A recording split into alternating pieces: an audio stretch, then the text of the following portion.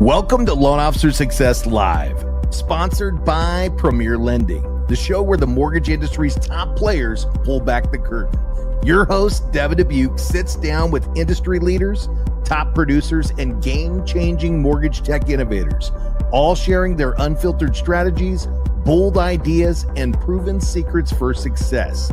Get ready to take notes, think bigger, and play to win, because this is Loan Officer Success Live. All right, guys, we are live and back in action. We've got returning co-host Gretchen Shelton from down in Naples, Florida. Gretchen, who did you bring along today? Today we have Benjamin Medina. I really admire Benjamin. Not only is he young, but he's got a really fresh perspective on investing. He's a veteran. His wife is a veteran. How cool is that? And he just has a heart for really helping people purchase properties that, whether they're going to live in them or rent them, really will be a good investment for them. That's awesome. Well, welcome to the show, Benjamin. Yeah, thank you, Gretchen, for that introduction. I'm very excited to be here. Very excited to be able to chat with you guys and be on this live feed and talk with some winners. Love it, man. Well, the winner is right here. We got you. You're gonna steal the show because you're doing some great things, out there in the South Florida market, and we definitely want to showcase you for all the amazing services that you provide. And thank you for your service and your wife's service to our country, brother. We appreciate you for being there for us, right? Does the hair kind of like mix it up a little bit? Like, there's no way this guy. For clarification, I've been out for many years. I didn't just You're like, now that I'm out, I can grow it out, right? So yeah, exactly. Well, you're a handsome guy, and the hair looks phenomenal, brother. Yeah. So I like it. You. I like it. It's a good look, man. That. So. One of the things that I always like to do is take a walk down memory lane, right? Like, let's get to know you a little bit and where you're from originally, and how you got to where you are today. So, are you from the Naples, Florida area originally? Yeah, great question. So, I always like to start with that I'm one of the rare breeds in Florida, which is that I was born here. I was born in a small town called Clewiston, Florida, which really technically I couldn't even be born there because they don't have a hospital. It was that small town, and it's like right in the middle of Okeechobee, or right in the middle of the state, right next to Okeechobee. And you either go to Palm Beach or you go to Fort Myers. My parents decided to go to Fort Myers, so it's actually funny, because I could say I was technically born in Fort Myers, but my parents kind of moved around, just how they own their own business, and they felt called to go to each coast. So we went from Clewiston to Naples, actually spent some time out living in Golden Gate. And then we went over to Fort Lauderdale, kind of Southwest Ranches area. And then right in the middle of high school, I know the best timing for a young person, they're just like, hey, we're going to go back. And this time we're going to go to Fort Myers. And besides my time serving the military, I've been here ever since. Very cool, man. So you've been all over Florida. West side, east side. Yeah. And right in the middle of, the most confusing time of our life, right? Like high school. They're like, no, sorry. Yeah. And I had as any person in high school, like, oh, I love it there, and why my whole world being uprooted. But over time, I do very much love Fort Myers, especially coming back after my service. And I met my wife here. She was actually living in Cape Coral, and we met during high school, not at the same high school, but we were both in high school at the time. And so it's fun. It's great. It's growing, but it's still fun. I've actually live out in kind of the rural area of the county, which is something I didn't even get to experience when I was, a little bit younger. So it's a great place, and especially connection to Naples. My wife and I actually went down to Vanderbilt Beach, that is, and kind of more towards Gretchen's area, and it's just beautiful. It's really, really cool out here. That's awesome, man. Well, What I love to, when you're in the industry, if you really know the market well, right, that's how you can truly serve people. And you've spent a lot of time all over. So, Yeah. Yeah. I have a feeling that probably actually works out when, people are trying to decide, who can I trust and, where do I go? And, is this the right neighborhood or the right part of the city or state for me? And you can actually answer those questions. You're qualified. Well, thanks for saying that. Yeah, definitely a lot of Floridians is a vacation destination, right? Like I was kind of reminded of that this week. It's like at the end of the day, this is the capital of coming to vacation, coming to retire, coming to have a second home. So it's a lot of like, I'm thinking about Fort Myers or Ocala or, somewhere else, right? Like it's, or maybe I'm thinking about the Southwest Florida, but do I want to be in Naples or do I want to be in Fort Myers? So it's definitely a lot of that here. Let's talk about that real quick, right? So, you do get a lot of people, that come from the northern states around retirement age. That's actually really Yeah. popular, and you want to settle into, South Florida. And we also hear a lot about the halfbacks, right? Like they settle in and they're like, oh, it's way hotter than I expected. Yeah, that's developing only right now, I think. But yes, I've heard that term said a little too much lately. You're like, no, stay here. It's a We're great good. place, Yeah. right? Yeah. Don't go back up. Yeah, you're good. Yeah. So talk about it though. Like, what is the, what are the things that are great about, the Fort Myers or just, the different sections there in South Florida, like what would you come to each one of them for? Yeah, I'm glad you asked that because I very much like helping individuals that are, particularly looking to retire, or you find a lot of folks that will start with a second home and then it actually ends up becoming their primary home. I'm sure Gretchen would probably attest to that, whereas I remember helping an individual and they're like, well, we have a place in North Carolina and here, but I think, within 2 years, we'll probably end up loving here more. Um, with our market, it's really fun because you really can get all the amenities that you're looking for. And that's particularly why I like helping folks. And I know they're not all looking for communities, but I think at the minimum, they don't want to do their lawn, or don't have to think about their landscaping. So communities tend to work out pretty well, Yeah. And you just have so many out here that, whatever box that you're looking to fill, they have that. And from a realtor's perspective, it's a little bit easier to kind of put them in that right box Yeah. because you can understand the neighborhood a little bit more. What's the HOA? Outside of the fees, right? Like, okay, Hmm. let me use examples just to clear. Like Veranda's nearby me. It's a big community right on Palm Beach, and it's seriously huge. And I actually ended up starting. I remember a couple of buyers of mine where we started in a different community in River Hall, and then they're like, well, I don't like that I have to be part of the golf membership. And I'm like, okay, well, cool. Like, the veranda's over there. It's even bigger, more mature. Now you have, fitness area. You don't have to be part of the golf membership. Like I can have those kind of conversations of like, what are you looking for? What do you not want? What do you do want? And then, whether it be veranda up here in the Northeast, or of course go down to South Fort Myers and you have places like Kelly Greens is very, known for their golfing and just high-end communities, Colonial Country Club, the Promenade. Those are just like community lifestyles, particularly for those recreation buyers or second home buyers. Like there's everything here for you. So, That's amazing. Yeah. So, it doesn't matter what the box is. And at the end of the day, you know how to get away from the things that they don't love and dial in on the stuff yeah, that they actually do. Right.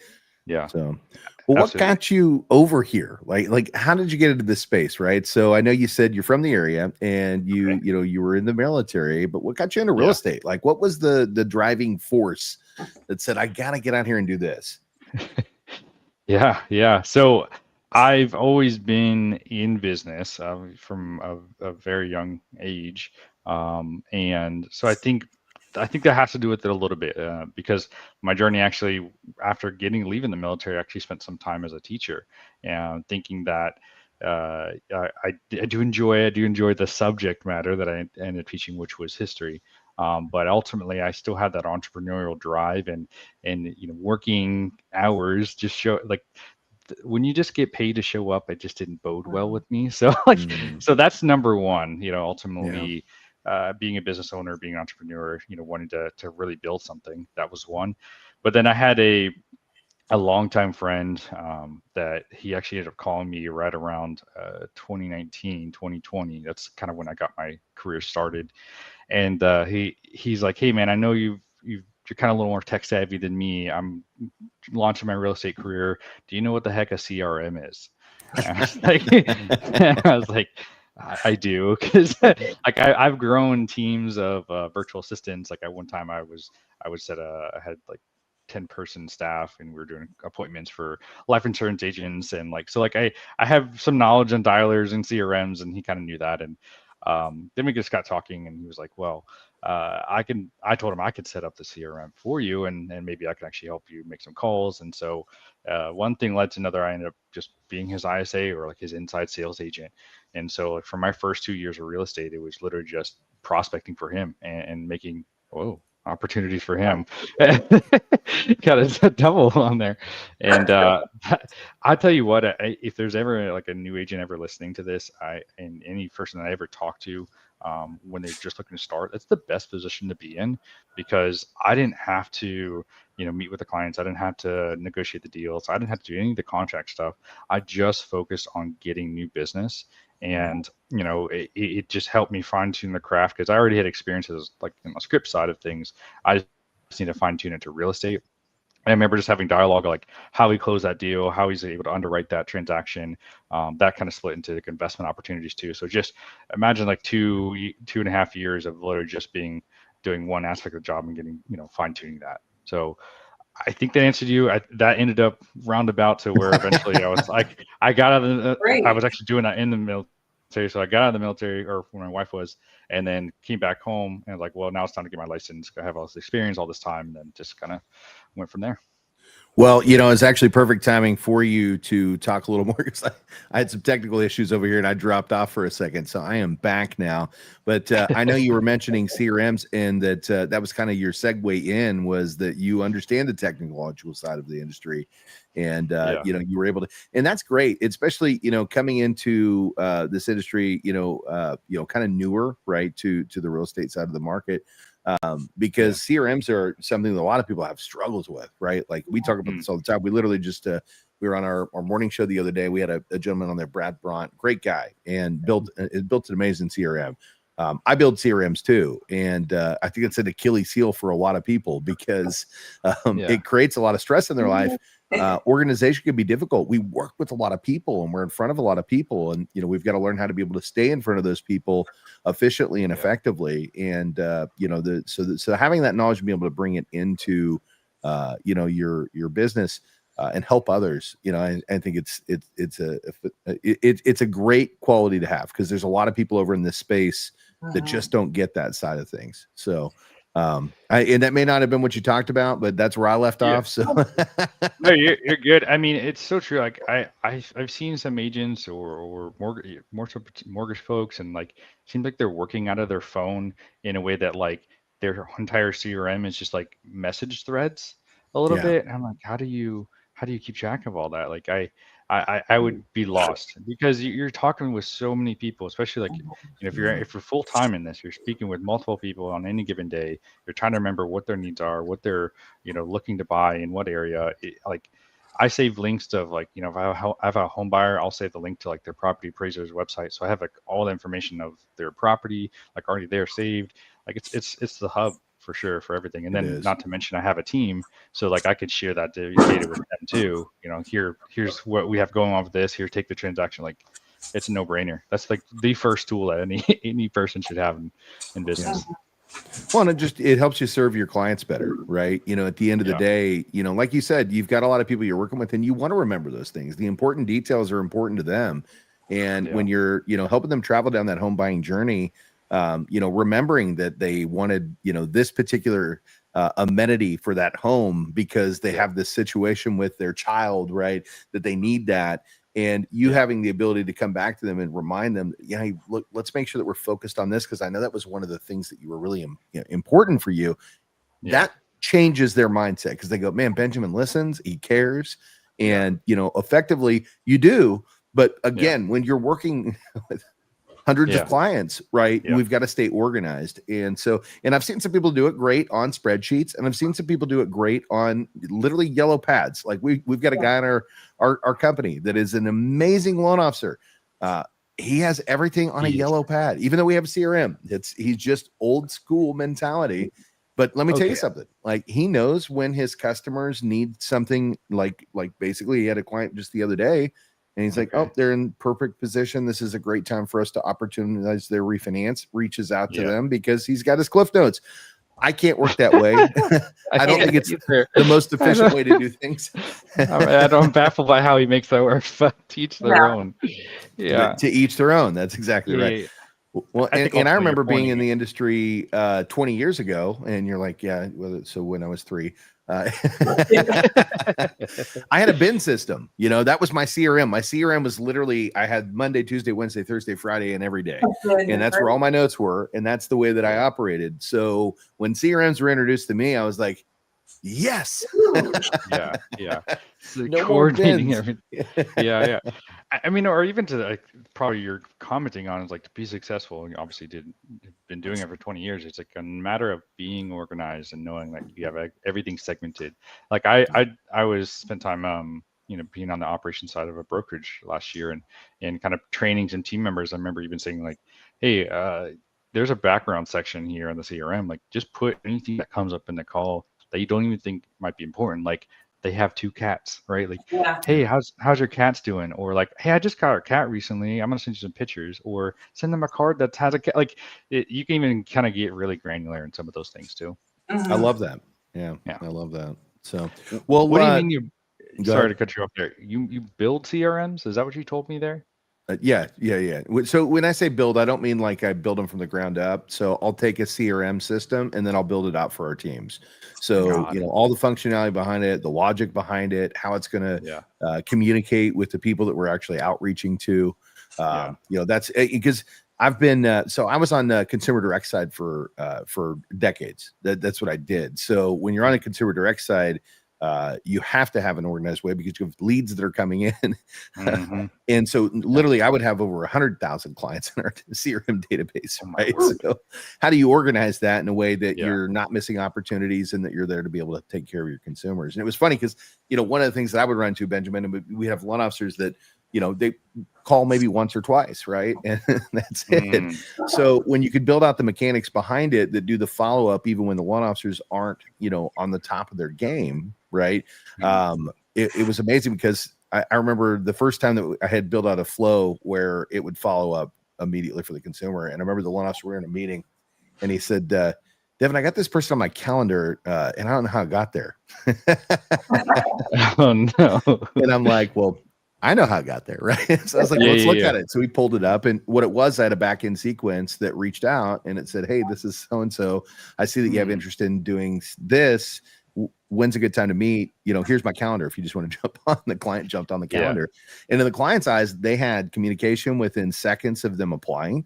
They had somebody personalized reaching out and offering to give them time on their calendar, and they took it, right?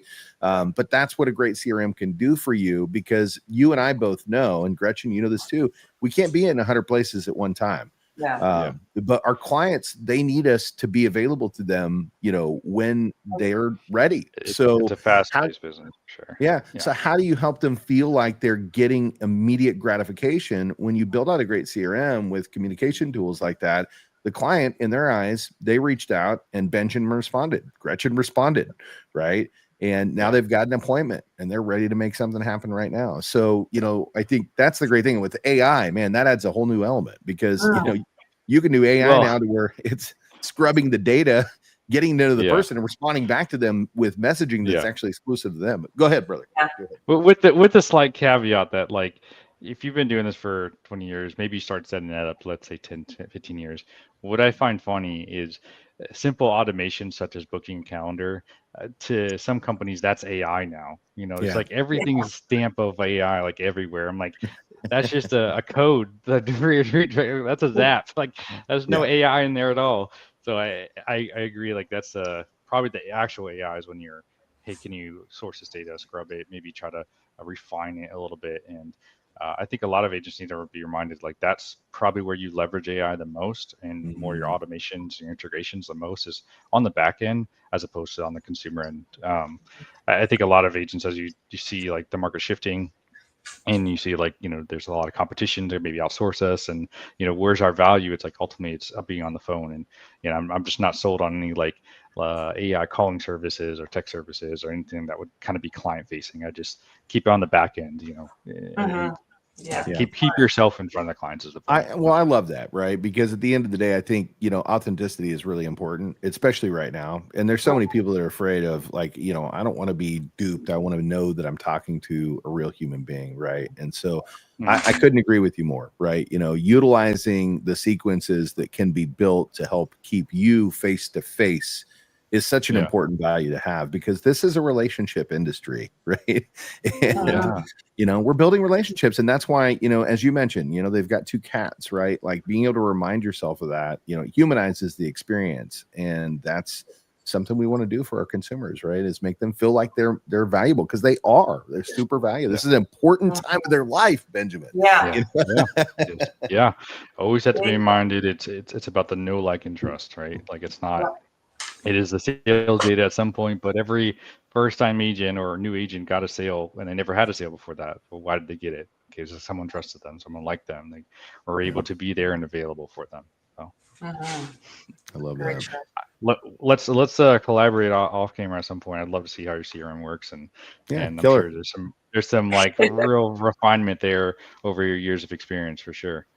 Yeah, 100%, man. I'd love to do that and take a peek behind the curtains of what you guys got over there too, man. Like it's always and this is great. This is one of the things that's great about our industry is that we can help each other, with a lot of things, and let's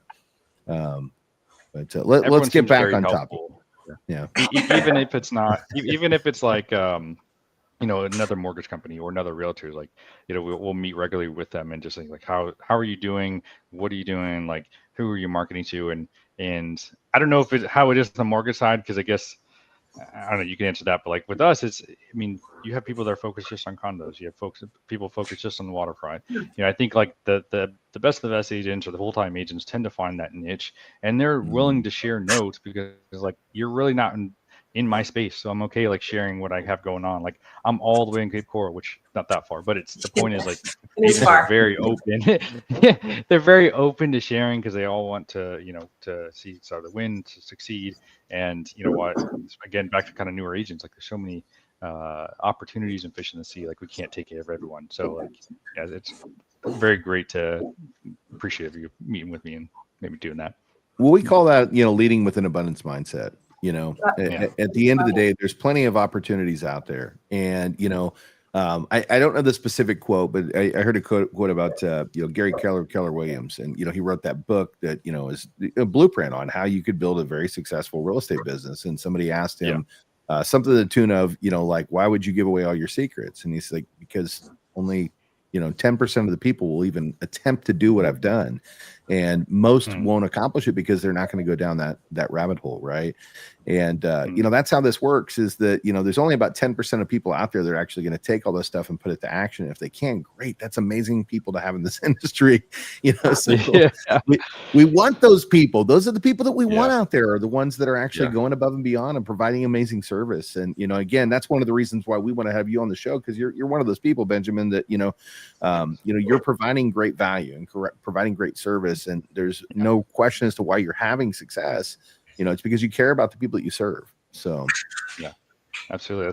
That's the point of it. It's that there's cool monetary gains, but like that's not why you wake up every day. It's not why you grind every day. It's not why you're getting on the calls. Like it's like truly, hey, you're looking to move down here. Okay, what's find the role? But especially on the selling side, you have this house, like, does even selling make the most sense? I've had a lot of conversations like that recently. Like, hey, you just bought it 3 years ago, or you don't have enough equity to purchase something else. Like, have you thought about renting? Have you thought about, do you need to adjust the loan? Do you need to do you need to bring in an Airbnb like on the property? Like, there's so many it's much more than any financial gain. It's more of like, what is the need that the client has, and especially see that on the seller side. And that's been my focus this year in particular. You talk about Millionaire Real Estate Agent, which is the book, right? Like that's listings, leads, and leverage, right? It's ultimately like trying to get more opportunities to help sellers out. And I think that's probably where I found the most, a lot of enjoyment. I shouldn't say the most, but a lot of enjoyment too, is because there's even more so like how do you best fit this property? So. Well, I love that you said that, because ultimately we talk about this all the time over here. We want to make sure that we're providing great value to the people that we serve. And, always trying to sell them is not always what's best for them. Right. And effectively, are we meeting the needs of what they need? And if we're not, then let's not encourage them to do something that's not going to be smart for them. Right. And it's such a different mindset than most salespeople, because they're like, I got to sell something. I got to sell something. The problem is that people that go into the market with that type of an attitude, they typically don't do well long term. They may have some success spikes here and there, but eventually the authenticity comes out and people sniff that out and it moves them right outside of the industry. What I found, Benjamin, is the people that have long-term success in this industry, and I've interviewed a whole lot of them. I've been doing this podcast for a couple of years now, and I've had people East Coast to West Coast.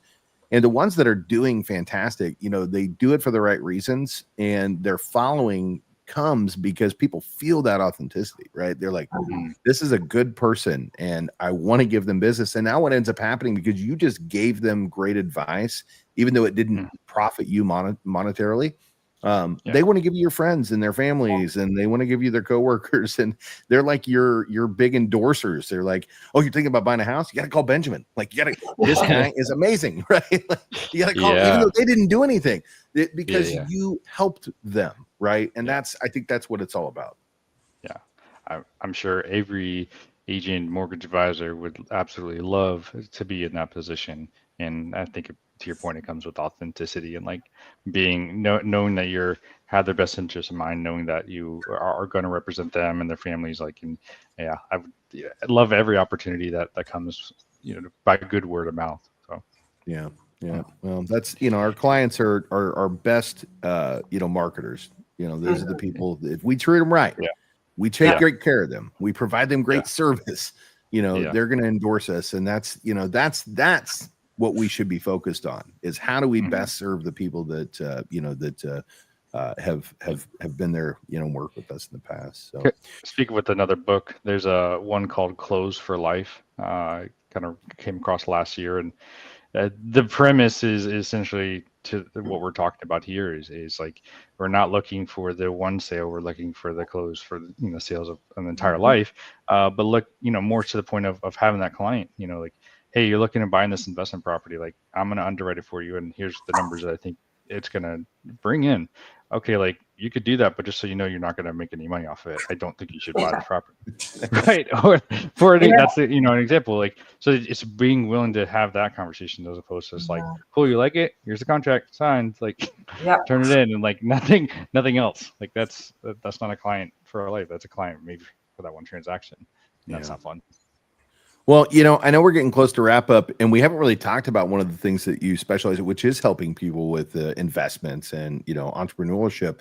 Let's touch on something there. Just, anything that, you can provide, a value that, people should be thinking about when they're thinking about investing or, going down that pathway. Yeah, I appreciate you asking. I do very much enjoy the investment space. It's the best way to build, or a great way to build passive income, a great way to build some good tax savings, right? I think ultimately the first thing you have to ask yourself is, what type of landlord that you want to be, right? Or maybe even stepping back a little bit, what type of investments you want to get into, right? Ultimately, we probably tend to say investments, we think rental properties, but there are other ways of, probably whether that be flipping a property, or whether that be just looking to, joint venture on a property. Maybe they just want to private money lend on real estate, right? That's an opportunity there too. And so let's say just the traditional mindset is rentals. With that, like, what type of landlord do you want to be? Do you want to be one that does the short term? Do you want to be one that does the midterm? Do you want to just do the long term tenants? And there's been a lot of accidental landlords recently, and so with all of those, probably the more interesting one just happened last week was like My mortgage rate is really, or my interest rate's very low. And so I think your total payment's like $1,400. I'm like, I don't know. You could sell that and you could equity some money, but just so you know, like you could also rent that and cash flow Yeah. $300-$400. And he's like, that's it. And I was like, no, that's great. That's good. Like, because in conjunction with being the type of landlord, our market, it doesn't necessarily give amazing cash flow when you're buying particularly retail. Right. And so folks that buy in Southwest Florida are typically looking at it more of an appreciation game. And that being because, there's limited land and it's a coastal area. Right. As opposed to like, if you're looking for cash flow, I haven't personally invested, but I've just spoken with other investors there. You can go maybe towards like the Midwest, for example. Like I have a gentleman who he ended up buying like 19 doors up there for 600,000. That's crazy, right? And yeah, and he's I'm from cash Kansas. flowing. I'm familiar with that. Yeah. It's not even a house down there. Your rents are $900 a door. Mm-hmm. He's cash flowing like $5,000. But the huge caveat is like, what's you bought a 600,000? How much is that really going to gain in 10 years? Yeah, Exactly. Years, right. It doesn't. Whereas if I buy 19 doors at 600,000, number one, that's an amazing deal for our local market. But like 10, yeah, you could just stop. You don't have to invest anymore. Like, what does that look like in 10 years? What will that look like? Your equity position, yeah. Well, and you talk about that, it's $400, a month, maybe, right, in this scenario, but that's $4,800 a year, right? And that can obviously go into investments, which can gain you even more, reward. But in the background, what you're really talking about here, Benjamin, is the fact that most properties appreciate at least 5.5% per year, and that's annually. And that's also historically, right? So if you look back over the last, I think it's eight decades, we've only had 7 markets where homes have depreciated. Now, we could be in one of those markets right now, right? But historically speaking, even if that is the case, there's only 7 markets in 80 years that have had depreciation. So that means that the other 77 or 73 years homes have appreciated. So that makes real estate literally one of the safest bets in that you can have. And if you look at how your money can compound and grow, a 5.5% gain on a $500,000 property is substantial. But again, going back to that, where else can you see that kind of money growth? Traditionally, you don't. You don't. And you hit the right market, and that could be a 15 to 20% growth in just 1 year. So it's not just about the $400 that you're getting back monthly. It's about the thousands of dollars in equity positioning that you're getting. So that, again, this is why investors, do so well and have that ability to retire at younger ages and have more asset at the end of their term, is because when your net real estate worth goes up to substantial, you can literally eventually walk away, and you can either continue to rent some of those properties, you can cash out and liquidate some of those properties, and you can live very, very comfortably long term. So this is what you're talking about. So a $400 cash flow maybe doesn't sound great in theory, but that's not where all the money is, right? Yeah. Well, let's enter this. Like, how many doors do you think it would take to maybe live well, or maybe have a good financial independence? How many doors do you think? I'm going to let you answer that question, Ben. Yeah. You're the investor and realtor, right? So you're our expert today. All right, thanks. So number one, it will depend on if it's leveraged or not. But like, let's say you're leveraging all these and you're looking for at least maybe $200 minimum cash flow, right? You could be at a great financial independence number at as low as 20 doors, right? A good little base of income every month. You could be completely retired at 50 doors, right? Which is not completely out of the question, right? If you're looking to maybe buy a duplex or fourplex, and you do one of those or maybe 2 of those each year, right? Or maybe, to be honest, if you're out single family and can maybe cash flow a little bit more, and then therefore you only need a little bit less single family properties. And then, I mean, what's crazy, I've seen folks that I've advised and helped end up selling their portfolios wherein they were completely paid off because they've been holding it long enough, and they were only at 20 doors making over $20,000 a month, because they were completely paid off. I mean, that's not even that much headache. And you honestly could have cut that down. Like, who doesn't want, let's say, and cut that in half, you're at $10,000, maybe $12,000 a month. I think you'd be pretty fine. Not to mention they bought that for like 80,000, these duplexes, and like, yeah, you could sell it for a little bit more. Like, so, that's ultimately, you could see it time and time again where, you're ultimately able to at least be able to have the property pay for itself. And, ideally get some cash flow, but the fact is you have that appreciation. And mortgage folks, this better than anyone. Like, what are you doing while you're making those payments? You're paying down the principal, right? That's it. 10 years down the road, or you're, Gretchen's calling you in 5 years, like, hey, you've been paying it down, you got some equity, like, do you want to refinance? And you can have that kind of conversation, because you talk about buying properties, it could be for legacy. Like, I could pass on a portfolio to my kids, and I don't need to sell it in order to do that. Like, I could pass it on, have a good property manager in place. Maybe they refinance on it to maybe draw out some money, right? Or maybe they could do a whole slew of opportunities. Exactly. Yeah. Well, brother, that's why I wanted to go down that rabbit hole, because I know that's something you're super passionate about. And that's what people need to hear, right? People need to understand that home ownership, sometimes it's not even about living in the home, right? Like, I know some people that they don't live in their own, like, they don't live in, they rent a property, but they have doors across the United States, because they're building their long-term wealth strategies, right? So, you never really need to discount that owning property and land. I mean, it is our oldest secret, right? Like, he who owns the most land wins. I think that's why they call it a landlord. I'm lord of the land, right? So, okay. Yeah. There you go. I like that. Yeah. Good stuff. And you could do that with land as well as properties.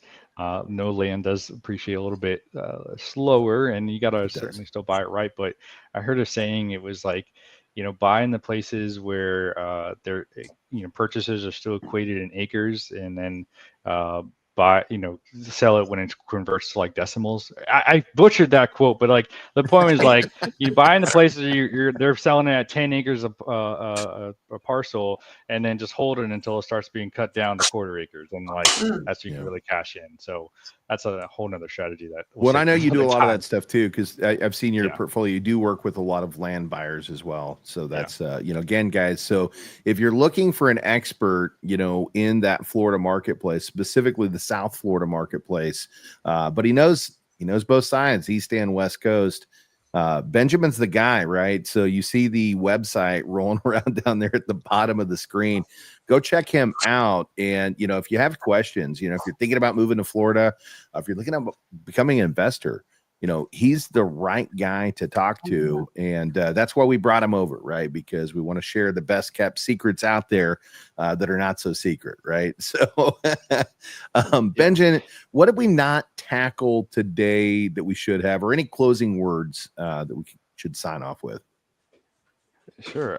Two things. Number one, does the mortgage world have an equivalent of the Millionaire Real Estate Agent? If so, you should definitely write it, because I think you probably have enough content at this point. The Millionaire Mortgage Advisor.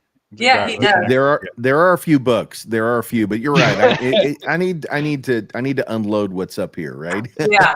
Like volume. Yeah.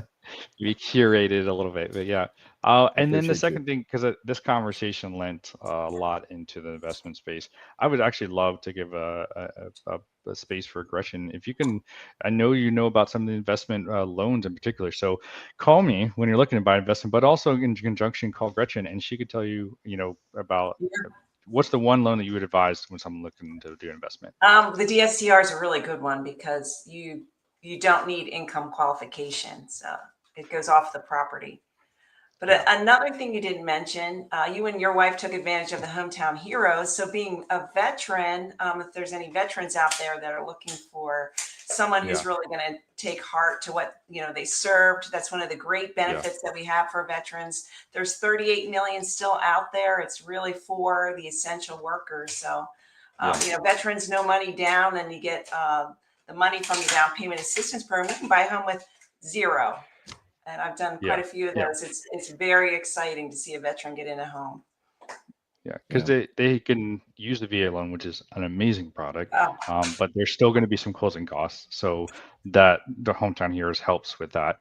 And something you may, I kind of wish I could do this, but I have like a family now. But like, I would love to buy like a duplex or up to a fourplex, with my VA loan or the DSCR loan, because what people probably don't know is, I mean, you can even use an FHA loan. I know, at least for duplexes, I don't know about higher. You could tell me that, as long as you live in one of the properties, right? Like you can That's live on it. one side, rent out the other side. And No like that's question. house hacking like all day. And, maybe, yes, your mortgage is going to be at least in our numbers, it could be $3,000 or so dollars, but okay, you're living in one side, someone else is paying the other. Like it's an amazing house hack. If you're thinking about it, like Huge. duplex, triplex, fourplex, especially if you can combine it with, would that be a VA loan? You could tell me the qualifications of that, but yeah, there's a lot of good No, it can be opportunities. done. Just 100%. Yeah, You that's can definitely do that. In fact, when we did the pre-podcast, I was telling you about the gentleman, that was over in Nebraska that had used that. He was a veteran, and as soon as he had gotten out of the military, the first thing that he did is went up on the duplex, lived in one side, leased out the other side, and then of course that turned into the next project and the next project and the next project, and within 5 years. He had a portfolio that had a net worth of, and this is the liquid side, rather. If he was to liquidate it, a $1.5 million net worth, he did that with $500 out of pocket. Was his first house that he bought, and it was because he utilized his veterans benefits, right? Yeah. But even outside of veterans benefits, you can use the FHA loans, which would be 3.5%, right? And there's or more than just DPA Hometown loans. Heroes. Yeah, There's Benjamin, we have many of them. Yeah, we have a DPA loan that's internal. It's up to 5%, and anybody qualifies. A lot of times, the Hometown Heroes or the local programs that you have there in Florida are fantastic. But the problem is they run out of money. So when those programs are out of money, where do you lean into? Well, we've got programs that give up to 5% that you can utilize towards down payment, closing costs, or even to win the bid, right? You can use it to pay over. We're not having to worry about those times right now because it's you don't have to win the bid. But back in the day, when you did, you could use it for that. And these are options that are available to anybody. If you qualify for an FHA transaction, this program is available to the consumer. So you're 100% correct. You could use that house hack on an FHA where you use the bank's money to buy the property. You don't have to come out of pocket with any dollars at all, right? You live in one unit, you lease out the others. And if you go back and listen to guys like Grant Cardone, Grant will tell you right now, don't buy anything that's less than 4 doors, right? Like, this is how he's built his real estate legacy. And, if you noticed, he did this socially the other day. It showed his first house that he lived in where he could barely pay the rent, like $750 a month. And now the guy's worth billions of dollars, like close to $1 billion, right? So if not more. So these are the secrets, right, that are out there that are not so secret if you talk to the right people like Benjamin and Gretchen, who are going to put you in the right positioning. And going back to that DSCR loan, this is another one. A lot of people go, man, I can't buy an investment product because I don't make enough money to pay for the investment. That's what DSCR does. Ultimately, if the property has a rental value that's more than the mortgage payment, or within 75% of the mortgage payment, and sometimes even less, then effectively it offsets the debt. They don't look at income. We don't look at assets. Well, we do look at assets. We don't look at income. We don't look global at cash flow a little bit. Tax returns. No, we do look at assets. We don't look at income. We don't look at tax returns. None of that comes to play, right? There's no income on these loan transactions. And this is designed specifically for the investor that can't show the money, because ultimately that's the big issue. If you're really good at what you're doing, you're not reporting it to the IRS. Or you're taking advantage of the tax benefits so that it doesn't show as much income. And we don't want to get any tax problems here. I don't need the IRS knocking on my door, right? But legally, we all know how that works, right? You buy an investment property, you immediately get your depreciation on that, even if you have no expenses, which you're going to have expenses. You have closing costs on the property, you have a property manager. Like, there's immediately depreciation. You almost should be losing money tax wise on these properties, right? Even if you do have cash flow, right? Like, that's kind of just helps sweeten the deal a little bit. But yes, there's huge tax advantages. And I don't know, like that's a whole length of conversation. That's a book in of itself, of just like, it is. If someone came to you like, I want to get into their property, and like, okay, are you willing to maybe live a slightly uncomfortable. And not to mention, like, you could buy a new duplex, which would be an amazing property, like, Oh yeah. with these type of loans, or a great fourplex, or even talk about building it, like, whether that be on the VA side and almost being nothing out of pocket, or maybe you don't even need like good qualified income. Maybe you have to bring a little bit more. Like, there's just, if you're willing to house hack, like, you can get an investment right now. So it's if you're willing to house hack, put yourself in, a situation that maybe you don't love for temporary positioning for the long-term benefit of where you can go. And hey, maybe if you do want to buy a fourplex and you've got 2 extra unit or 3 extra units, you can put your kids in the other unit and then put 2 people downstairs, and then it is still comfortable, right? Like, they've got their own space. JK, but you can't cash flow on that particular unit, right? Yeah, or grandma, right? Yeah, One grandma. thing you were seeing a lot of is a mother-in-law suites.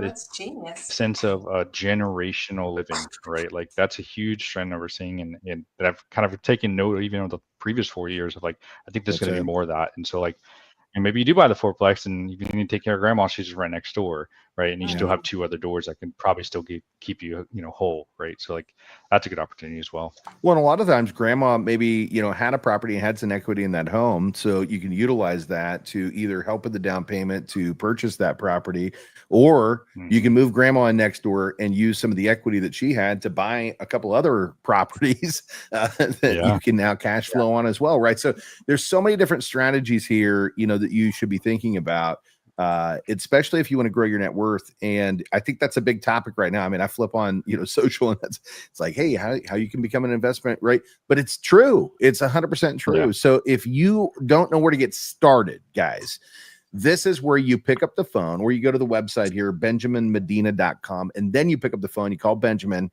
He's going to walk you through that rabbit hole. He's going to help it feel a lot less complicated and a lot clearer on how you can accomplish that without making it like, man, that's just too much work. Let the experts work for you. And then when you need the financing, you're going to have Gretchen Shelton down there that can help you walk through a financial path that's going to allow for you to accomplish those goals and start building your net worth, right? Your long-term net worth. And I think that's what Benjamin's passionate about. That's why he got over here in this space, is to serve you with that. And I know Gretchen because I work with her, and she is passionate about helping people.